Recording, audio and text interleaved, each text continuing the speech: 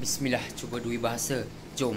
Jadi, saya ingin kongsikan sedikit tips untuk skor soalan bola 8 fizik chapter 9. Baik, jadi tengok di sini, kebiasaannya trial yang saya buat dengan saya, dia akan tanya pasal termodinamik proses. Okey, kita kembali kepada asas. Termodinamik proses ada 4.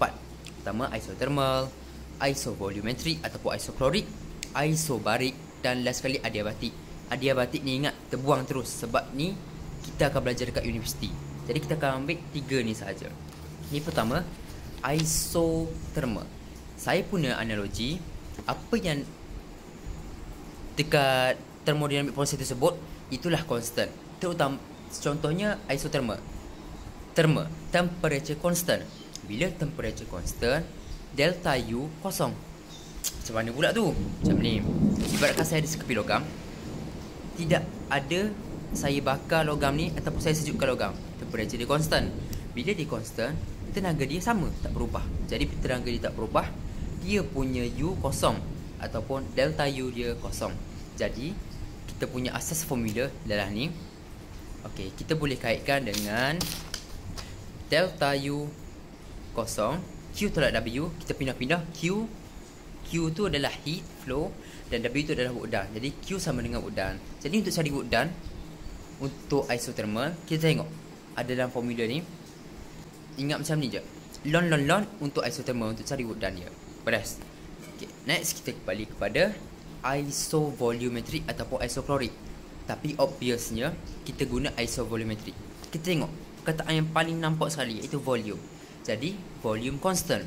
Bila volume constant, tidak ada work done yang dilakukan. Makna katanya work done kosong. Macam mana pula tu? Ibarat macam ni bos.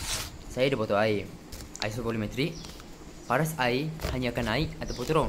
Sekarang ni saya tutup air, tak ada air yang tumpah, tak ada air yang berkurang, tak ada air yang bertambah. Jadi volume kosong. Bila volume kosong, tak ada air kocok. Tengok, tak ada. Saya buat macam mana pun untuk membuatkan dia ada tenaga, untuk buatkan dia ada kerja. Tapi disebabkan volume dia kosong, tidak ada kerja yang dilakukan, work done kosong. Jadi bila sebut pasal isovolumetrik, dia punya graf naik atau turun. Ingat macam ni je. Isovolumetrik, botol, paras air naik atau turun saja. Tak ada paras air tepi kanan ke, tak ada. Okay, ingat macam tu. Untuk cari work done dia, kita guna formula nombor paling akhir, iaitu 74. Sebab kita boleh kaitkan dengan work done kosong. Jadi work done ni kosong, tak guna pun tak apa. Okay, boleh. Seterusnya kita beri kepada isobarik pula. Isobarik ni dia special sikit. Isobarik, saya pun analogi isobarik. Barik, tarik. Sebab itulah kita boleh tengok dia punya bentuk graf macam ni. Macam ni, horizontal macam tu. Jadi bila isobarik ni tidak ada yang kosong, siapa dia pula nak tahu? Macam ni, pressure constant auto. Jadi isobarik, kita tengok huruf B, kita terbalikkan dia jadi P.